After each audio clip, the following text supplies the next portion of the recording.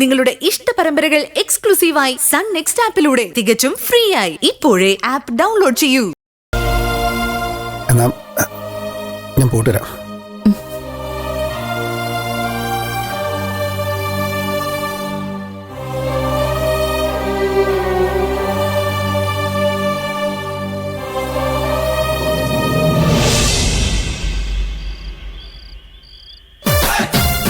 അല്ല, മുകുന്ദന് വേണ്ടിയാണോ ഗിരിയേട്ടൻ ബ്രോക്കർ പണിക്ക് ഇറങ്ങിയത്?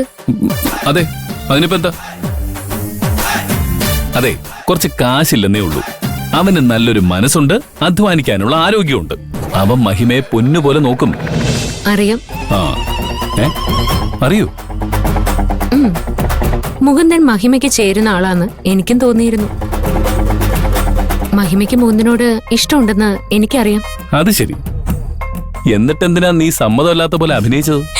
ഗിരിയേട്ടൻ എന്റെ അടുത്ത് മുകുന്ദന് വേണ്ടിയാണ് സംസാരിക്കുന്നതെന്ന് വ്യക്തമായിട്ട് ചോദിക്കട്ടെ എന്ന് കരുതി.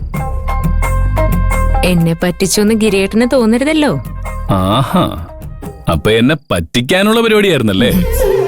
നിന്നെ ഞാൻ ഇന്ന് ഒരു കുഞ്ഞിന്റെ അമ്മയാവാൻ പോകുന്നതിനുള്ള അഹങ്കാരമല്ലേടി നിനക്ക്?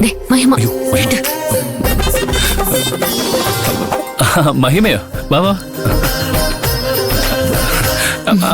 ഇപ്പൊ നടുവേദന മാറിയല്ലോ അല്ലേ? ഇനി വേദന വരുമ്പോ പറഞ്ഞാ മതി കേട്ടോ. ശരി.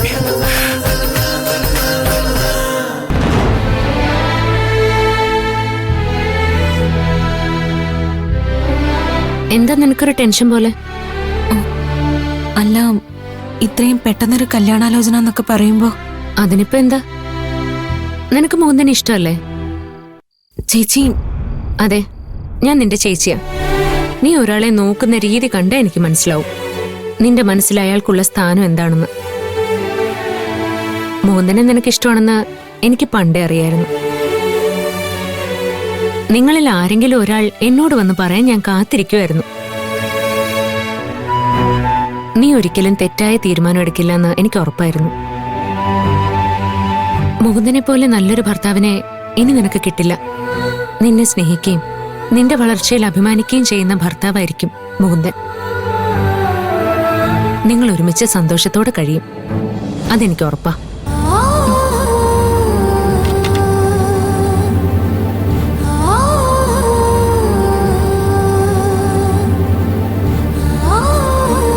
ചേച്ചി എന്നെ ഇത്രയും നന്നായി മനസ്സിലാക്കിയിരുന്നു എന്ന് എനിക്കറിയില്ലായിരുന്നു. ഞാൻ ആഗ്രഹിച്ചതുപോലെ വക്കീലിന്റെയും എന്റെയും ഇഷ്ടം ചേച്ചി അംഗീകരിച്ചു. സത്യം പറഞ്ഞ ഞാൻ ഏറ്റവും കൂടുതൽ സന്തോഷിക്കേണ്ട നിമിഷമായത്. പക്ഷെ എനിക്ക് ഈ ബന്ധത്തെ പേടിക്കേണ്ട അവസ്ഥയാ. അപ്പൊ ഇതിനെപ്പറ്റി അറിഞ്ഞ എങ്ങനെ പ്രതികരിക്കുമെന്ന് ചിന്തിക്കാൻ പോലും പറ്റുന്നില്ല. കല്യാണത്തിൽ നിന്ന് മൊഴിയണമെന്ന് വിചാരിക്കുകയാണെങ്കിൽ തന്നെ എന്ത് കാരണം പറയും? ഞങ്ങൾക്ക് പരസ്പരം ഇഷ്ടമാണെന്ന് ചേച്ചിക്കറിയാം. ഇപ്പൊ ഞാൻ പിന്മാറിയ ചേച്ചിക്ക് കൂടുതൽ സംശയം തോന്നും. അല്ലെങ്കിൽ ഈ ചേച്ചിക്ക് അഭയ സംശയമാ. ഇതും കൂടി സംഭവിച്ച ചേച്ചി അവന്റെ പുറകെ ചെല്ലും. അഭയ ആ ദേഷ്യത്തിൽ എന്റെ വീഡിയോ പുറത്തു വിടും. ഞാൻ കാരണം എന്റെ കുടുംബത്തിന് മുഴുവൻ ചീത്തപ്പേരാവും. എന്നെ ഈ സങ്കടത്തിൽ നിന്നും എങ്ങനെയെങ്കിലും ഒന്ന് കരകയറ്റണേ ഭഗവാനെ. ഈ അവസ്ഥയില് നീ അല്ലാതെ ആരുമില്ല എനിക്ക് ആശ്രയമായി.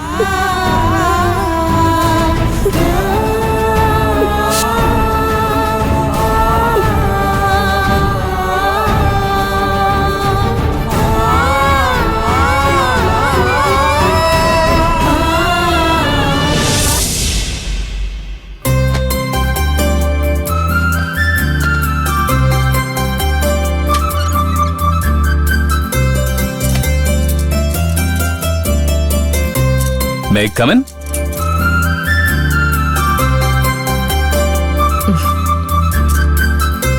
എന്താ പിടിച്ചേ, മാതളത്തിന്റെ ജ്യൂസാ. രക്തോട്ടത്തിന് ബെസ്റ്റാ. ഇങ്ങനെ ആയിരിക്കുമ്പോ കഴിക്കുന്നത് നല്ലതാ. കുടിച്ചോ.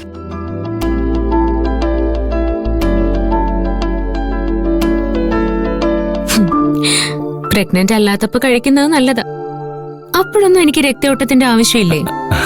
അങ്ങനെയല്ല, ഇപ്പൊ കൂടുതൽ ആവശ്യമുണ്ടല്ലോ. ഈ കരുതലൊക്കെ കുഞ്ഞിന് വേണ്ടി മാത്രമാണെന്ന് എനിക്ക് നന്നായിട്ട് അറിയാം. അങ്ങനെ പറയല്ലേ. നീയാണ് എനിക്ക് മെയിൻ. ഞാനല്ലെങ്കിൽ നല്ല കെയറിങ് അല്ലേ?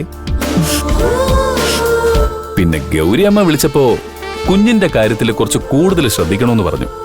അപ്പോഴും പരിഗണന കുഞ്ഞിനല്ലേ? ചെറുതായിട്ട്. ഉം. ദേ, നീ മുഖം വീർപ്പിക്കൊന്നും വേണ്ട. കുഞ്ഞിങ്ങോട്ട് വന്നോട്ടെ. പിന്നെ നീ എന്നെ തിരിഞ്ഞു പോലും നോക്കുമെന്ന് എനിക്ക് തോന്നുന്നില്ല. അങ്ങനെയൊന്നുമില്ല. എനിക്ക് എന്റെ ഭർത്താവ് തന്നെയാ വലുത്. ആണോ?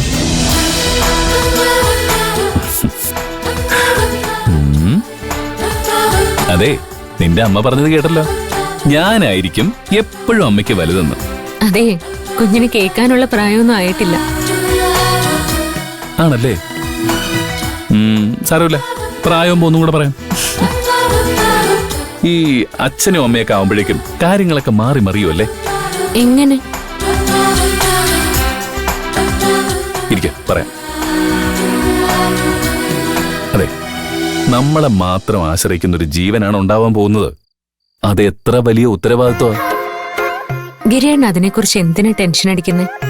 സ്കൂളിൽ പഠിക്കുന്ന കാലത്ത് അച്ഛനെ നഷ്ടപ്പെട്ടപ്പോ ഒരു നിമിഷം പോലും പതറാതെ ഈ കുടുംബത്തിന്റെ ഭാരമെല്ലാം ഗിരിയേട്ടൻ ഒറ്റയ്ക്ക് ഏറ്റെടുത്തതല്ലേ? ഇത്രയും കാലവും ഒരു കുറവുമില്ലാതെ ഗിരിയേട്ടൻ ഈ വീട്ടിലെ എല്ലാവരെയും നോക്കിയില്ലേ? അങ്ങനെ ഒരാൾക്ക് ഒരു കുഞ്ഞിന്റെ ഉത്തരവാദിത്തം ഏറ്റെടുക്കാനാണോ ബുദ്ധിമുട്ട്? പിന്നെ അന്നത്തെ പോലെ അല്ല ഇപ്പോ. എല്ലാത്തിനും കൂടെ ഞാനില്ലേ? അതാണ് എന്റെ സമാധാനം. എന്നാലും ഇനി പഴയതുപോലെ അടിയും പിടിയും വഴക്കുമായിട്ട് നടന്നാലൊന്നും ശരിയാവില്ല. അച്ഛനെ നഷ്ടപ്പെട്ടപ്പോ ഞാനും ഈ കുടുംബവും എന്തുമാത്രം അനുഭവിച്ചുവെന്ന് എനിക്ക് നന്നായിട്ടറിയാം. എന്റെ കുഞ്ഞിന് ആ ഒരു അവസ്ഥ ഉണ്ടാവരുത്. ഒറ്റയടിക്ക് എല്ലാം വേണ്ടെന്ന് വെക്കാൻ ഗിരിയേട്ടന് കഴിയോ? അതിനെന്താ?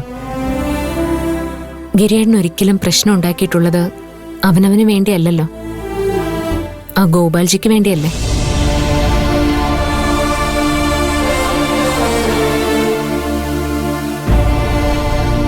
അയാളും അയാളുടെ കുടുംബവും എന്തെങ്കിലുമൊക്കെ പ്രശ്നങ്ങളിൽ എപ്പോഴും ചെന്ന് ചാടും. അപ്പൊ അവരെ രക്ഷിക്കാൻ ഗിരിയേട്ടന് അടിപിടി ഉണ്ടാക്കേണ്ടി വരില്ലേ? അങ്ങനൊരു സാഹചര്യം ഉണ്ടായാൽ ഗോപാൽജിക്ക് വേണ്ടി ജോലി ചെയ്യണ്ടെന്ന് തീരുമാനിച്ച പോരെ? കുട്ടിക്കാലം മുതൽ ഞാൻ ഗോപാൽജിയുടെ കൂടെ ജോലിക്ക് പോയത് ഈ കുടുംബത്തിന് വേണ്ടിയാ. ഇന്നെന്റെ കുടുംബത്തിന് വേണ്ടി ആ ജോലി നിർത്തുന്നതാണ് നല്ലതെന്ന് എനിക്ക് തോന്നിയാൽ ഞാനത് ചെയ്യും.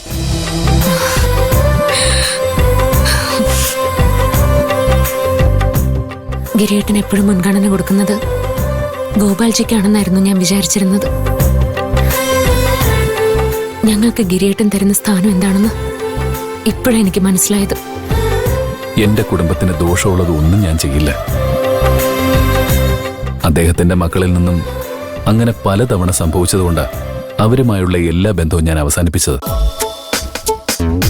അതേ നിലപാട് തന്നെയാ ഗോപാൽജിയുടെ കാര്യത്തിൽ ഞാൻ എടുക്കാൻ പോകുന്നത്. പക്ഷെ അച്ഛൻ പഠിപ്പിച്ചതുപോലെ അന്നം തന്നവരോട് നന്ദികേട് കാണിക്കില്ല.